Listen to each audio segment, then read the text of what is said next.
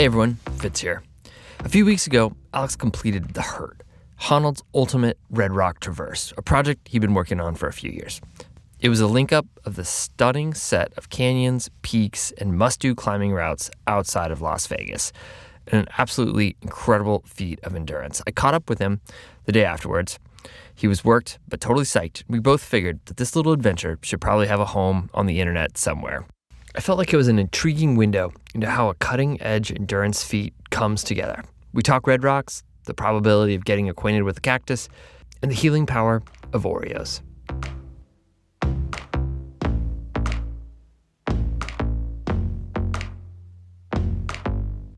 How was it? Were you psyched on it? I was about to say it was great, really nice. And I was like, no, it was good. Yeah, I did the thing. It was good. I mean, the thing with something like that is by the end, it's never really that fun anymore. For the first 12 hours or so, you're having a great time. And then the second 12 hours, you're like, okay, I'm persevering. And then by the second day, it's really not very fun anymore. So here are the total specs. So what I did. Break it down. Oh, I don't even have a name for it because I was calling it the Hurl, Honnold's Ultimate Redrock Link-Up, and which is a play on the Whirl, which is the Wasatch Ultimate Ridge Link-Up, and kind of famous in the running adventure scene. So I was like, it's the Hurl. It's my version of the Whirl, here in Redrock. But then recently I rebranded it as the Hurt, as the Honnold's Ultimate Redrock Traverse, because it is more of a traverse. You do just cross the entire range from north to south. And every time I came home, I felt kind of hurt. And I was like, it seems more fitting. It's like, seriously, every time I come home, I have huge cuts all over different parts of my body. And my ankle hurts or, it's always something feels kind of busted. And so I was like, it's the Hurt. Yeah, so the objectives were to cross the entire mountain range. So either north to south or south to north, just go the entire length of Redrock and climb as many classic routes and tag as many summits as I could in a non-contrived way. Mm-hmm. Yeah. And do you feel like what you ended up with is actually pretty classic and pretty cool? Well, I think it's pretty freaking cool. I mean, it's the entire Redrock range, north to south, which is really far.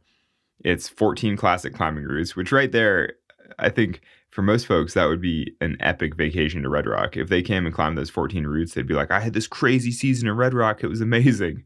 And so doing a whole season and climbing in a day is always pretty cool. And then I haven't actually counted yet, but I bet I did something like 20 named summits. So when you look at the skyline, literally every point that you see on the skyline, I tagged at some point along the traverse, basically. Mm-hmm. And so, it means that if you look at the range, it's like everything you see that looks like something you should climb, I climbed in a day. It's pretty cool. Mm-hmm. And so what were some of the classic routes that you put together with it? I mean, it's 14 routes. It's a lot of classics.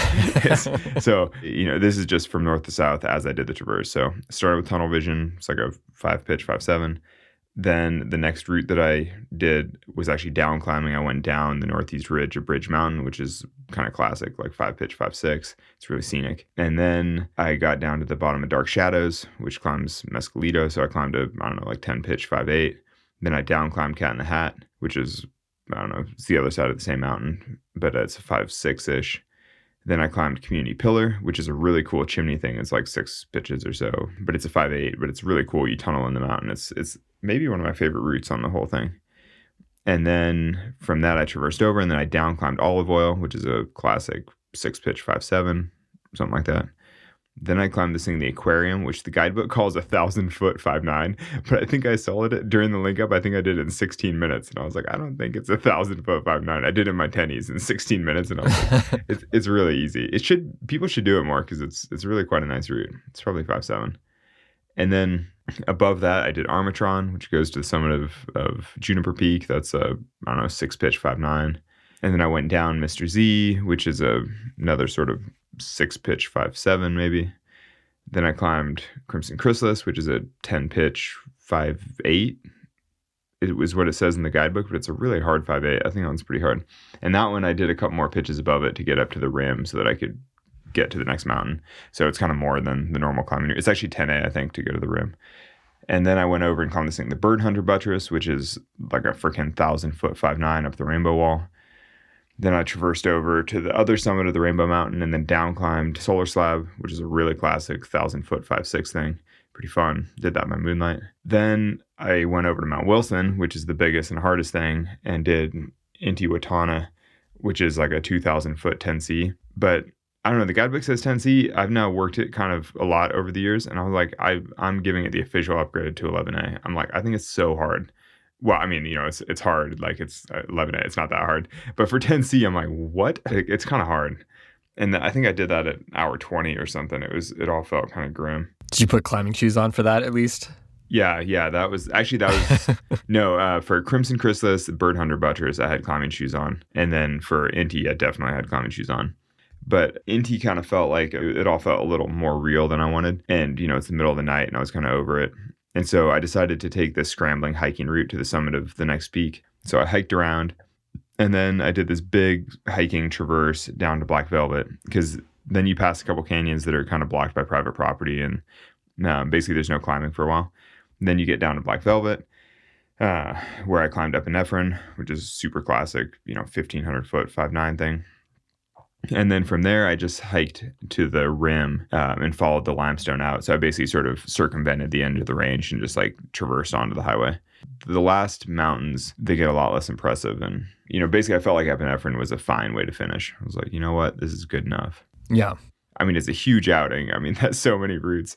It's a big traverse, a big adventure. I did a thing. It's not quite the thing that I envisioned doing, and it's not quite the complete traverse of every peak and the entire canyon. I don't know. I just don't know if I care, though, because I did cut out all the parts that I don't really like, basically. Mm-hmm.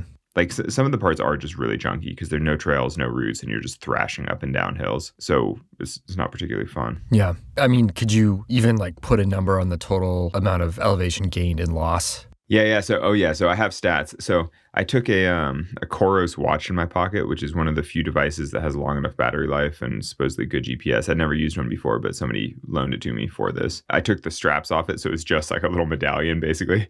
And I just left the medallion in my pocket for the entire journey and never thought about it or anything, and then just stopped it at the end. And it gave me a pretty good GPS track for the whole thing. And then actually this morning, randomly, I got all motivated and used a route editor, because even the watch with like supposedly better GPS still has a lot of weird phantom pings, because when you're climbing chimneys and when you're climbing gullies and things, your GPS will often ping you in weird places, and so you get a bunch of garbage like spaghetti lines on your GPS track. So I went in and cleaned up the trash a little bit. So yesterday the watch said that I did 42 miles and 27,000 feet of vertical, which I was like, whoa, that's a lot. Today, when I cleaned it all up quite a bit, it came out at 35 miles and 23,000 feet of vertical, which is probably more realistic. I bet the real number is maybe a little bit in between, because I think that when I clean up the lines, then you lose a little bit of the subtlety of, crisscrossing, the wandering and all that kind of stuff. So it's probably a little more than that, but it's, I don't know, say, 35 miles and 24,000 feet of vertical. It's like, I don't know. It's basically totally insane. Like it's a lot of vert. I've never done that much vertical before. But the thing is, the numbers don't really do it justice, because the descent, normally when you say you did, 10,000 feet of vert, it's all on trails. So you're like jogging downhill on trails. This is all canyoneering, basically. It's all scrambling, like chimneying, jumping off of things, jumping onto rocks, like sliding down little slots, and then, gently lowering yourself off a boulder and then jumping the final couple feet. It's like, it's just the most heinous terrain. It's all scrambly stuff. And then a lot of it is just down climbing. So I'm literally just down climbing 1,000 foot, 5.6. And so when you talk about vertical, of my vert, 10,000 of it was rock climbing or something, or maybe more. I don't know. So it's like, it's hard to compare to anything. I was going to ask, how many cactus needles do you have in your body today? Dude, I think none. I think I managed to avoid ever kicking a cactus. That actually does feel like a peak experience, because pretty much every one of my practice goes, I'd wind up kicking a cactus or, stepping into one or putting my hand in one. I think yesterday I managed to go 32 hours without getting impaled by a cactus, which is like a peak desert experience. I'm a true local now. That is. I'm sort of shocked. I know. That is incredible. Yeah, it is amazing. Would you just maybe, like, for people that haven't been to Redrock, like, it is an incredible vista, and especially if you like live in Vegas, you climb in Vegas, you drive out the road. Like, how many times, one, do you think you've driven out that road and looked at that skyline? And to just like kind of sum up how grand it is. Redrock is epic. And I mean, Redrock is actually even more epic than it looks, because when you're on the highway and you look at it, the road curves and the range goes in this kind of straight line. Basically, you can never see the whole range from a single vista, except for a couple key places. Like if you're up on a certain mountain in certain places, then you can see the whole thing. And most people, when they think of the Redrock, they think of the part that's the axis is controlled by this loop road through a visitor center and kind of through the park. But that's really only half the range. I mean, the actual sandstone mountains continue for double that distance to the south. I think a lot of people, when they drive the road, they see the mountains, they're like, oh, those are really pretty, but they can't really judge the scale that well because they're basically 3,000 foot faces. Even a lot of my friends who are really experienced hardcore climbers, when they look at the smallest peak to the north, which is White Rock Peak, it looks really small and dumpy. It looks dumb, but it's like 1,800 feet of vertical. You're kind of like, oh, that trivial little hill over on the right, it still represents a tremendous amount of effort. The higher you get up in the canyons, like it's wild back there. The canyons are kind of like wild, even like where a lot of the route starts. But man, when you actually like walk off one of those formations or you go way back to some obscure route, it's like, yeah, you can sometimes see the lights of Vegas, but you're like, I am freaking out there. It's cool. Yeah, no, I mean, it's impossible to overstate how many epics have been had in those canyons. People like, oh, we'll just do the walk-off. Like when you do some of the walk-offs or scrambles, you find slings and things around all kinds of random bushes and whatever, all from people having epics when they're like, oh, I botched the rappel line and now I'm just like questing down some mountainside. I mean, Redrock is pretty alpine in a lot of ways, which is funny because it doesn't feel like it because Vegas is right there and there's the strip and there's the airport and whatever. I once had an adventure where I scrambled up Mount Wilson, which is the highest of the peaks in Redrock. It's kind of like the biggest, gnarliest face in the middle. And it had snowed a couple days before and the temps were really low. Anyway, the whole face of Mount Wilson was plastered with ice, like rime ice, like you'd see on Saratoria or something. As sort of an adventure, I soloed this route, it's like the South Arete, basically. So it was basking in the sun. That route was dry. But then I took a little tagline and I rappelled the east face, which was like in deep shade that time of year and just completely coated in ice. And, I did 20 rappels down this face that was sheets of ice. And then there's a big ledge terrace thing in the middle that normally is just third class, like walking down the terrace. But it was all encased in ice. And I was like, this is so mega. And I wound up rappelling bush to bush down this thing because I basically couldn't walk down. I was like, this is so hardcore. I was like, man, I'm having like a full-on Patagonia rappel experience on this peak. And, and you can see your car parked on the highway right down below. And you can see Vegas off in the distance. And you're just like, this is a lot for climbing in Vegas. Yeah. I know you had, like, obviously you timed this to have pretty close to a full moon. And it kind of almost seemed like you set up the crux on Mount Wilson to do that in the middle of the night with the full moon. What was that experience like? I had timed it with the full moon because I thought the moon would be really helpful for route finding. Mm-hmm. As it turns out, it turns out it was cloudy. And so the moon, basically the moon started to rise and then it was just hidden in clouds. And I was like, oh man. But that actually, I mean, this is one of those classic things where you just can't judge, like the Lord giveth and taketh away, because the afternoon before, this thunderstorm system had come through and it hadn't actually rained on me, but it had been very dark clouds and thunder nonstop. So it was a little ominous, but it wound up being incredibly helpful because I didn't get cooked for 4 or 5 hours of the afternoon that normally would have been sort of terrible. Instead, it was actually kind of perfect and shady and with a breeze. And so I was like, oh, the clouds are really helpful in the afternoon. But then at sunset, when the moon starts to rise, I was like, where's my moon? It's all hidden in the clouds still. So I was like, well, that's not that great. And then the bigger thing was just that it turns out all the parts that I did at night were things that I'd actually practiced during the night. And the route finding didn't matter. I knew exactly where to go and it was all no problem. Mm-hmm. And so overall, having Moonlight definitely makes it all a little bit less scary because you can just tell where, it all feels more welcoming. You can see the other mountains, where you are. It all feels a little more relaxed. But I actually don't think it helped that much. Realistically, the Moonlight probably wasn't the most important thing. I should have optimized for cooler conditions or other things, How does this, how do you think it stacks up against some of the other big traverses that you've done in the past? Well, I think this is the biggest traverse that I've done. I mean, I think that this is much smaller than some of the giant traverses in the Sierra, mm-hmm. but it's a really different character because, I don't think there's any traverse that has this amount of rock climbing on it. Yeah. To do 14 classic routes. It's very similar to what Tommy and I did with the Cuddle, mm-hmm. The Rocky Mountain National Park traverse. But I don't know, I'd have to see our stats again. But I'm positive that we did much more rock climbing, or that I did much more rock climbing on this traverse than we did in Rocky Mountain. And part of that's just because I'm soloing and it's just way faster. How wrecked at the end were you, or was it not too bad? Physically, I'm pretty good. I don't think there are any injuries. Like, I think I'm all pretty okay. My feet really hurt from climbing shoes, and even the climbing in my tennies, it's obviously a lot more comfortable than climbing in climbing shoes. It still kind of grinds on your feet. Like, the balls of my feet were killing me. I mean, we got to epinephrine at the end of the day, and Mari Birdwell, totally. He did it with me, and he was supporting throughout and kind of helping to resupply and do things. But at epinephrine, he decided to climb it with me, and I was like, I can't put climbing shoes on. And I was sort of intending to climb it in climbing shoes, because normally when you're going to do a 2,000-foot route that has a bunch of 5'9" chimneys, you're like, oh, I'll put on my shoes. But I was like, I cannot put shoes on. But I've done epinephrine quite a lot, and I have the speed archer, and I know it really well. And I was like, well, I can probably go up at least most of it in my tennies. And I just took my climbing shoes just in case. And then I wound up just doing the whole thing in tennies. And it was way more comfortable that way. But, to be 30 hours into a link up, soloing epinephrine in your tennis shoes, you're sort of like, oh, man, it's just a whole different thing. It's like it's a new way to climb. I totally recommend it to anyone. Like on things like that, are you pretty precise with calories and water, or is it kind of just a little bit more adventure, a little looser? I mean, I definitely had a plan. I mean, I'm not precise, like I'm going to take in 60 grams of carbohydrates an hour or whatever. I'm not like a triathlete or something. Yeah. But I was using the Pro Bar bolts, which are like little energy block things, which I really like and are normally great on my stomach. And I ate quite a lot of them. I was kind of using them. I was thinking of them as like coal to just throw on the fire, just like try to eat at least 1 pack an hour type deal. But then inevitably on a long push, like when you start getting past 18 hours, let's say, the idea of just eating more of the same blocks or bolts or, any kind of energy stuff. Like there are these, I had these Pro Bar protein bar things. Like, I don't know, they're pretty tasty. They're kind of like, they're like long and skinny instead of short and fat. Like, anyway, they're kind of my favorite bar like that. And this had, I paid retail for all this too. These are all like, I don't have any bar sponsors. So this is all just stuff that I was like, I like this and I bought this.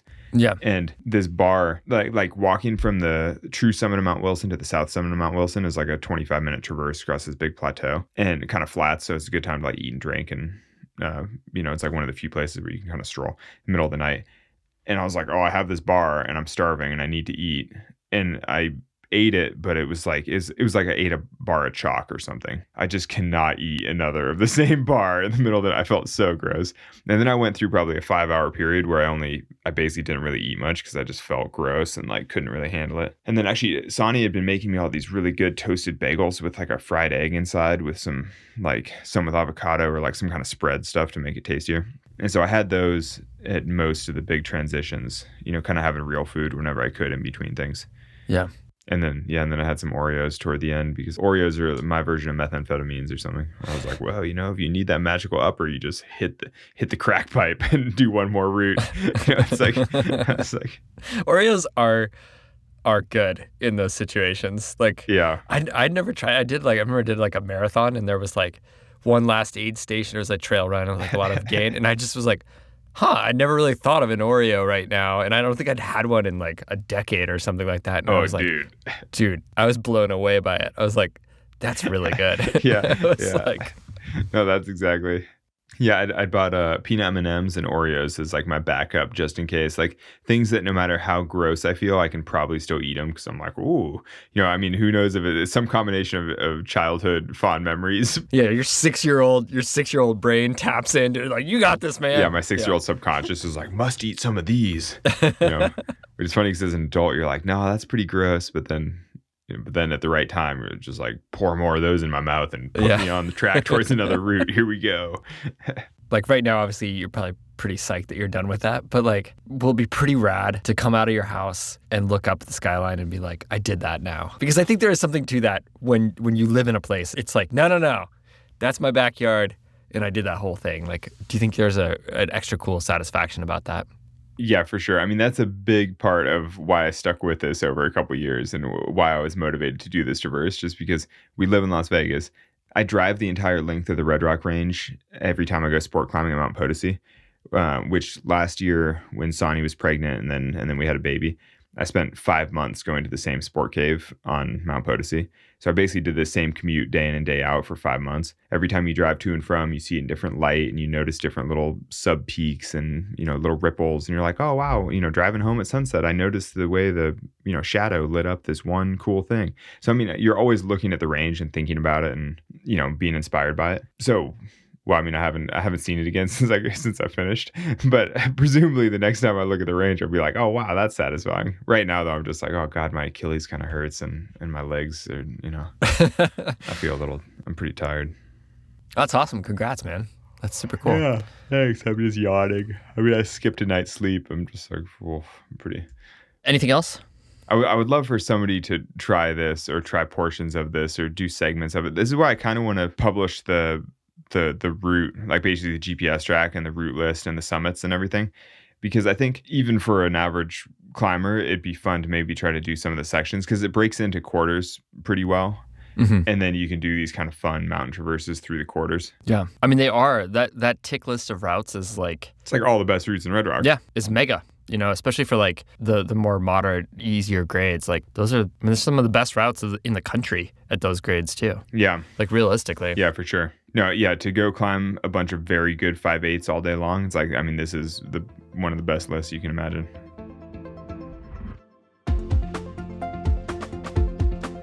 Today's show was edited by Skylar Perwins and me, Fitz Cahall. Music today by Dame Asu and Wildness, courtesy of Track Club. We'll be back with a full-length episode next week. You've been listening to Climbing Gold.